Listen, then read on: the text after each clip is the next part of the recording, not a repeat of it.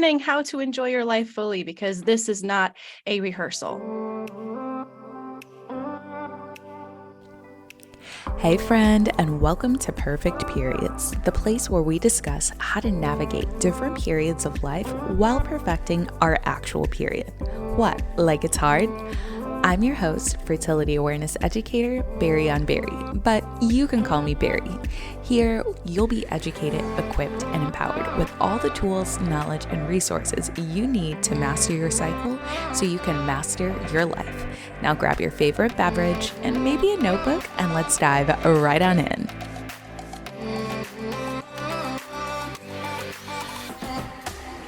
Hello, love, and welcome to the new era. Okay, listen, in the last episode, I shared with you that I was kind of closing the door mildly on my influencer chapter and really going into full-fledged entrepreneurship, which means, I got to shake up the business a little bit. That being said, I also shared that we officially have a co-host of Perfect Periods. Her name is Ness, and honestly, I'm going to allow her to introduce herself. So, here's what I want to say. I am very grateful for our community. And the reason I'm so grateful for this community is because it connects me to a lot of amazing people. And Ness happens to be one of those people. Ness and I talked back in February actually about her joining the OYF team and maybe her, popping up on the Instagram. And as you guys know, things changed. But I really just connected with her and loved her approach. And I was like, you know what? You're actually really good at talking. Maybe we can have you come on the podcast and you can kind of pick my brain with questions that you're receiving that people have, whether it be about cycle syncing or anything else. And she's like, yes, yes, yes, and yes. So with that being said, when you hear Ness, just know that she's really here for the community and to kind of provide a different perspective and get some different answers out of me. So imagine if you were to work with me as a one-on-one client. These are some of the questions you may ask me, and this is the way I may answer you. I really love bringing this perspective in because it is definitely informal and on the spot, and it's also funny. Also, let me say this. We do swear a bit in this episode, so if you've got little ones around, just maybe pop your AirPods in or not listen to it immediately. Also, make sure you all go connect with Ness over on Instagram as well as TikTok and check out her podcast, Processing the Process. Now, I do want to say this. Just like you all respect me, I do want you to extend that same respect to Ness. So even if she says something maybe you don't align with for whatever reason, listen, she's here to inform you, not to offend you. She definitely has her own personality, and we're quirky together, It's not like you're just sitting in on randomness. We're very intentional, but we're very real and true to who we are. So with that being said, let's get into today's episode. Are you constantly feeling stressed, drained, and overworked? Maybe you're dealing with symptoms of fatigue, brain fog, weight gain, and painful periods. Well, if you are, then I'd like to invite you to join the H Suite. This one-on-one coaching experience is for high-performing women ready to boost and sustain their energy, focus, and confidence without burning out. If you're ready to become the CEO of your hormones through making power moves that transform your health and confidence, the H Suite is for you. Get ready to show up full energy, full focus, and full presence, both in your personal and professional life. Head to optimizeyourflow.com/the H Suite to get started today. What is up, y'all? Welcome back to another episode. Welcome to a new month and a new era, really, of Perfect Periods. We officially have a co-host with us. Ness, why don't you go ahead and introduce yourself real quick? Hey, hi everyone. My name is Ness. I hail from the Processing the Process podcast, but I'm also here to talk about cycle syncing and just kind of bond a little bit here, because this is how Berri and I became friends, internet friends, you know what I'm saying? Mm-hmm. So I come from the space of understanding your shit, processing your shit, and moving forward with your shit. You know what I'm saying? Self-care, self-love all the way, and just learning how to enjoy your life fully, because this is not a rehearsal. You know what I'm saying? So hi, welcome. I'm happy to be here. I'm so excited to have you because I feel like, you provide a lot of fun energy and like I feel like I'm getting boring. Maybe it's because I'm like getting to that age of like this is the way life is, but I feel like you provide like so much fun and, with the podcast, we're all about perfecting our periods of life as well as our actual periods. And I think that, a lot of people don't see that relationship between processing your shit Mm-hmm. and then also like moving through it. So I feel Mm-hmm. like you're gonna, you're gonna bring that out. But as I think of that, can you share a little bit about like your background and why this is your passion, or better yet, how you process, like what's one thing you like really processed through that like inspired you to keep sharing and showing up? Yeah. Mainly it was my decision to finally go to therapy for the first time. And that was at the end of December 2019. I just graduated from college. I like felt really good about my life. And then out of nowhere, just depression wall. And that Mm, depression wall lasted like 6 months. And it was really, really bad. And I was in a really bad place. And at one point, I was just like, what am I doing? I used to really love life, even as a mm, kid, and I need to find that feeling again. And I think the first step in that direction is facing whatever is inside, because at that point I was like, there is something there, but I'm just too afraid to look at it. And I kind of kept giving myself a metaphor. Basically, like everyone has a closet full of shit, whether you have a physical closet in your home or, metaphorical one in your head. And what's unfortunate about that is that we keep throwing things in there, and we're mhm, locking the door. We're hoping that that room won't, overflow, but we just keep doing it anyway. And at this point in my life, my closet bursted. There was clothes everywhere. You know what I'm saying? Shit was just all over the place.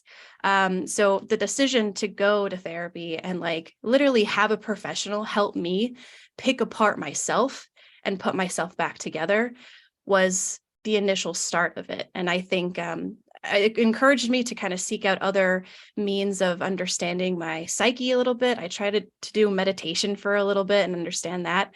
I like it.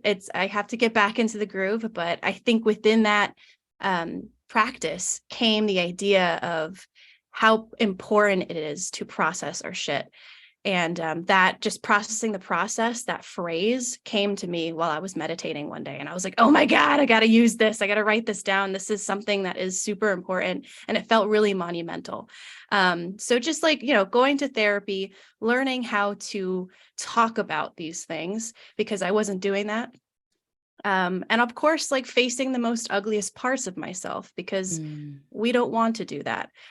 So I think it kind of correlates with the physical side of our periods, because I don't know about you, but just growing up, it wasn't all rainbows and sunshine. A lot of the times when they talked about periods, I was like, oh my God, what? That was Mhm. it. Like there was no additional information. There was just like, this is something that's scary, that's coming down the pipeline. Get ready for it. And when it does, well, now you're in a lifelong battle of you versus you. And that's just like, it set us up for failure almost. Yeah. Um, so yeah, that's a little bit about me. I'm out of that depression wall. Thank you, Jesus. But I'm here, and I'm learning. And I think it's really important because you're the only person that you're going to be with for the rest of your life, regardless if you're married or you have best friends, you're sitting with yourself 24/7. So it's super Mhm. important to get to know that person and to love that person wherever she came from, you know what I'm saying? But yeah. Yeah, I love that because I think that, when you're in, I don't know how many people listen to this that remember being in their like early to mid 20s, right? Yeah. But you discover so much about yourself as soon as you graduate from college. Mm. And I feel like when I graduated from college, I, honestly, I was just kind of like, okay, this is what I'm supposed to do. And I was 6 months in the corporate and I was like, I freaking hate it here. I hate my life. I don't enjoy anything that I'm doing. And then it attacked my health at the same time, right? Because I thought at 20, I think, so I was 22. I thought at 22, I was supposed to have all the answers. I'm Yeah. 29 and I'm like, oh yeah, answers. What are those? Like hard pass. Right. And so then from like 23 to 26, I had this like whole, like, I always say my quarter life crisis because it started at Mhm. 23 and then like I finally like just broke wide open at 25 and then at 26 I was like I can do anything and Yeah. let's go. So I love that so much. Okay, so now we know a little bit about you. Okay, because the Yeah. girlies are like, who is this? Like Berri, we come here to listen to you share tips. Who is this girl? Let's talk about your period. Yeah. Okay. Let's dive in. So, because that's really how you found me and how we ended up connecting that in the satin robe. It just really does something for people. So you think back to like your period throughout the years, right? What are some patterns and trends you've noticed and then things that have helped improve it? And if you say cycle syncing, like obviously, but like get specific with it. Right. Okay. So, over the years, okay, let's back up a little bit. So officially I started diving into this maybe April of last year. So we're coming on that year anniversary. But prior to that, it was just kind of like I was on the pill for a while and I just recently got off. And so I would see how irregular my periods were. They didn't hurt. They weren't really that bad. They were very, very mid-level. But prior to getting onto that, I used to experience really bad periods, like really bad. They were super uncomfortable. I was very heavy. I remember in like middle school and high school, like I was terrified that it would bleed through my pants because it happened several times and it was just Mhm. a very stressful time. And I didn't really feel a lot of emotional impact, I think, before birth control. I think, if anything, my birth control made it worse. Mhm. Because from 17 to 27, I just, this giant roller coaster of emotions kind of occurred. And partially as to why I'm getting off, I want to understand, is it because of this additive hormone thing that I'm introducing into my body that is making my emotions or making my anxiety and depression worse? Mhm. Because I never felt this way before. Um, but besides, kind of coming back up to April, what I decided to start doing was just paying attention to how my body feels outside of, what I would like it to feel, if that makes sense. Like, I don't know about you, but Pinterest and TikTok and Instagram, you see workouts, right? And you're like, oh my gosh, I need to work out. I don't really feel good in myself right now. And I want to work out and blah, blah, blah. And I kept kind of using YouTube workouts and Instagram workouts and just women who look very shredded already as this idea. I'm like, I need to get there. I need to get there. But at this moment in April, I was like, wait a second. I don't think I need to be like anyone else. I think I just need to understand what's going on internally. Mhm. You know what I'm saying? And like kind of nurture that. And there has to be more to it. So I started doing a little bit more research into it and just kind of understanding like greens, right? Different greens that work well with the phases, like just incorporating that slowly into it, understanding a little bit of movement and like how low impact Pilates actually makes me feel good while I'm in my luteal and menstrual. I actually want to do a little bit, but I don't feel like I have to do a lot. And there's like this weird acceptance of that, which is really comforting. I don't have to do these crazy YouTube workouts with this shredded woman in front of me, to feel good in my body. I can listen to my body and move with my body. So it was just little trickles there and Mhm. there. I didn't want to pressure myself into taking on something so huge because it is a huge thing. But once you kind of obviously get into it, it gets better and easier. But yeah, just starting there. I mean, it was a slow burn, but it worked. As I got more interested in how this works and how I was feeling, I wanted to dive deeper into it. So I think yeah. it's going to be really interesting for you, like, later on in the podcast, like, over the months, we're going to delve into kind of what you've noticed has changed from doing therapy as well as cycle syncing, because a lot of times people don't realize that what is physically going on with you is literally the manifestation of what was internally going on. And I think a lot of people, when they hear me say that, they kind of roll their eyes. They're like, of course you would say that. And I'm like, no, like I remember, like, I think with bodies, it's very easy to see. Right. So, Mhm. like, if I say to somebody, like, your hormonal acne is like your body detoxing all of the crap you've put into it, like, of course, you're eating chicken fingers, French fries, and cheese fries. Don't get mad at me. I like my chicken fingers and fries, like I do, but I'm not eating them all the time. And so my Right. skin's not like, my pores aren't getting clogged and being like, let this oil out. So I think it'll be really fun for us to like delve into that. And one of the main reasons you're here is because I feel like somebody needs to pick my brain because I don't know. Like, yes, I can go to answerthepublic.com and figure out what questions people have. But I feel like you have a very different audience than me. And so this is how we're going to serve everybody. You're going to help Yeah, me help everybody else. So with that being said, do you have any questions that you want me to answer? I do. I do. Okay. So I kind of compiled the questions that I've gathered from the TikTok videos that I made with graphics about cycle syncing and with each phases. And obviously, like these are questions that are just genuinely curious questions from Mhm. people who are new to cycle syncing, who never heard of it, or who just want to learn more without, having to listen to, lectures or seminars. They just want a straight answer, right? All right. So we're going to start with, I would kind of put them in order almost. So the first question that I get a lot is, okay, I want to get into cycle syncing, but I don't know where to start. How can I start in a way where I can continue this and have it be a successful throughout, the rest of my life? So the first place I will always tell people to start is first understanding the phases. You have to understand the phases first and foremost. And like you don't need to know the intricacies, but like understanding there's 4 phases is really essential to being successful. There we go. And really sustainably doing this practice. Right. From there, the only thing people need to know out the gate is 2 and 2. And the reason I do that is because you notice that what you do in your follicular phase and how you feel during follicular is very similar to ovulation. Hmm. Very similar. Think about it. Like the foods that you're eating, energy, your hormones, like it's very similar in that follicular phase and the ovulatory phase. Yes, you can change your food. Yes, you can uptake certain nutrients or increase complex carbohydrates during ovulation, but you could also do that during your follicular phase, but most people aren't taught that. So Right. I teach it the way that most people need to learn it. So you're going to do 2 weeks of the follicular and ovulatory phase, like habits and foods, exercises, and then 2 weeks of the luteal and menstrual phase. Because when you think about it, the energies mirror each other.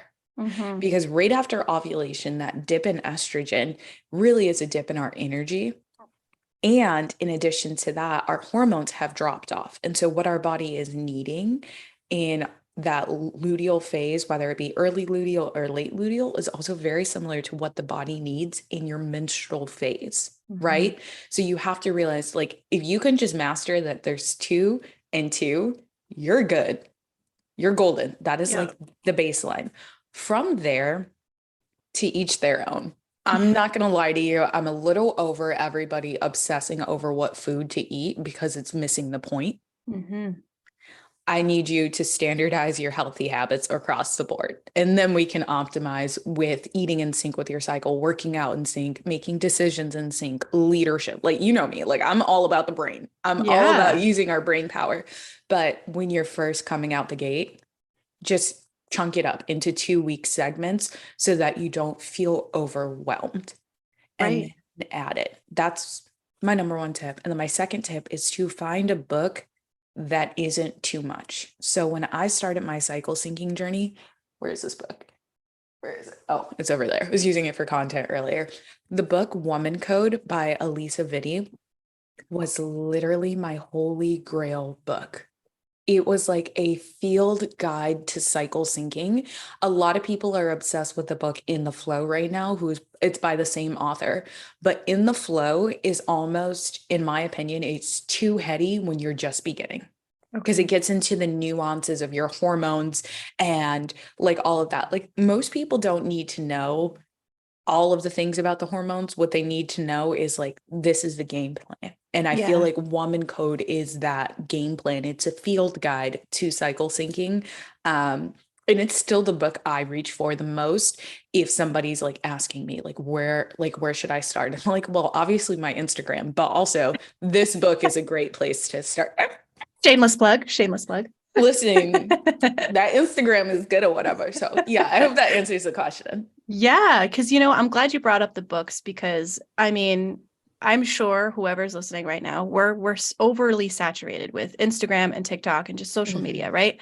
And now that cycle syncing is becoming more mainstream, there's more voices being added to it. And Oh a my lot of God. the times it's like, who are these people?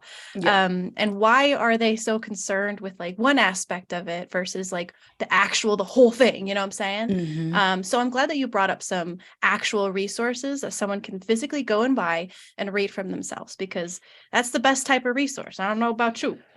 I'm just saying, like, as somebody who's been practicing cycle syncing but teaching it for quite some time now, I literally do roll my eyes with the amount that I hear people talk about cycle syncing. And then when I look at what they're saying, I'm like, you're actually doing it wrong. You're saying it Mhm. wrong. Like, the amount of people who say the first phase of the menstrual cycle is the follicular phase and not menstruation blows my mind. Menstruation is the first phase of the menstrual cycle. You can Mhm. fact check across the board. Mhm. Any of your like leading organizations, whether it be the ACOG or probably the CDC, although I don't really trust them, you know, like it's the first phase of your cycle is menstruation. And I know it's kind of silly to think like that, but like that's what the facts say. Yeah. That's not me making it up. It's not me just being like, oh, or like all the people doing the raw carrot detox salad. Like, I'm so tired of these damn carrot salads. Don't even get me started. Why are y'all doing this if you don't have an estrogen dominance? They don't Because know, girl. They do not because know. Jillian J over here says to do it. Don't do that. You don't even like carrots. Like, don't do that. So yeah, but I think that that's the best place to start. And I'm gonna stop with my tangents, but somebody has to say it. No, someone does have to say it. You're right. I mean, I get frustrated with it too because I want to know at the end of the day, I want to know the information right. I want to Mhm. make sure that what I am because now like this is a part of my life, right? And if you're listening and you're doing this actively now, this is a part of your life too. And if your friends or your family want to know more information about it, you want to give them that information, like Mhm. correct information, accurate information. So this is why we got a little bit of a tiff with it. Okay. Yeah. All right. Another question I got was benefits of the different types of exercise per stage. Now, I know we're not really 100%, if we're starting out, this is not something that we want to dive into right away, but it is a question because, I've had a couple people ask me around this question who are active weight trainers, right? Yeah. Who are, prepping for a marathon, you know what I'm saying? Like they have all these other things going on in their life, but they want to know, okay, well, if I do chunk it out per phase, I mean, how could that benefit me? Yeah. So my first thing I always recommend is you give them an example. Mm. So anybody who is weight training, training for a marathon, training at a high level, like it's a recreational level, but it's also like a high level, or maybe it's pro. Tell them to look at the US women's soccer team Mm. because they actually do periodization in their training plan Whoa. where they're training based off of the different phases of the cycle as a team, which I think is phenomenal. So Oh I my always tell God. people, like, if you want a good example of how this is done and you want to see like people in the real world doing it, go look at these athletes. Okay. Now, the benefits of it are very simple. When it comes to understanding like rest, recovery, building, speed, agility, um, all of those things, they all change based off of where you're at in your cycle. So when you're on your period, this is the optimal time to actually do rest and recovery related work. And this is actually associated with improved physiological recovery times, right? And so your body is actually like, okay, I'm getting rid of these things and there's not this additional stress on me. I can recover faster. I can release more. So I think when you think of it in terms of rest and recovery, well, I'm weight training, Barry, so I don't really care about rest and recovery. Bullshit, you don't. Okay, like, and this is also coming from someone who was one, a collegiate athlete, and two, a certified personal trainer. You care about rest and recovery, even if you say you don't, you know that's the way you actually build muscle. Yeah. But when you're doing more isolated movements during the follicular phase, you can actually take more time to tone the muscle. And that isolated, like your isometric movements and different things like that, actually stand out more when you're in that follicular phase and asserting more time to it. Whereas in the ovulatory phase, because there's a spike in your testosterone, you can do things like max out. You can Mhm. actually do strength, power, resistance, and build muscle in certain ways that you wouldn't be able to do in the luteal phase of your cycle. So these are all things that it does get really nitty gritty, but it's also super relevant. Mm. Basically, again, what's happening in the follicular and ovulatory phase is very similar. However, what you're doing in that menstrual and luteal phase needs to be very similar because the body is very similar during those phases. Additionally, for all my runners, because I was a runner once upon a time, okay, I still actually run almost every single day. But with running, what's so important, especially for like marathon training, is like understanding what your body can do and not plateau at, right? Mm. So I have an entire, like, if you're a runner listening to this and you're a distance runner specifically, and you want to know what a training plan actually looks like, DM me because I'll send you my training plan and you're going to be like, this girl is psycho. You're right, but it works. Okay. And I look good. So So, I'm not her. saying I run I'm a former sprinter, so like distance is like this new party trick for me. But it's keeping me looking cute or whatever. But Hey. with distance running, you have to understand how to build out workouts so you can actually get the best results. Mhm. Like if I knew, y'all, I kid you not, if I knew how much the body changed throughout the menstrual cycle, when I was competing, ain't no way in the world I would have been running anytime that was not the follicular phase or the ovulatory phase. Like if I could Her. control my competition and like maximize my performance, I would have. Girl. I would have. Because when I think Yeah. about every time I set a record, I was probably ovulating because my reaction time was faster, right? How I showed up, my ability to focus was more intense because the brain is going to do changes too, right? So the body's going to follow what the brain is doing. If Mhm. my brain is like, girl, don't do that because I'm in my luteal phase, my body's going to say, girl, don't do that. Mm-mm. Right. So if you can understand those simple things, that can just overall improve your performance. Now, in terms of how fast you're recovering or how lactic you are or not lactic you are and under that's so nuanced and so niche that it needs its own episode, and I would Mm. have to bring somebody that's more specialized in sports science than me on to talk about it. I so hope you have enjoyed your first taste of listening to Ness and I go back and forth talking all about cycle syncing and really understanding the body. In the next episode you hear with Ness and I, we are going to get a little bit more micro with things and just have another candid conversation. Now, like I said, I definitely want you to take some time to connect with her over on Instagram. Maybe you have some questions for her in the event that you do specifically have questions for her that you want her to ask me. I'm sure you can just DM her and be like, hey, I heard your episode with Berri. Can you ask her this next? She'll keep you anonymous. Don't worry. But as always, I love you and I mean it.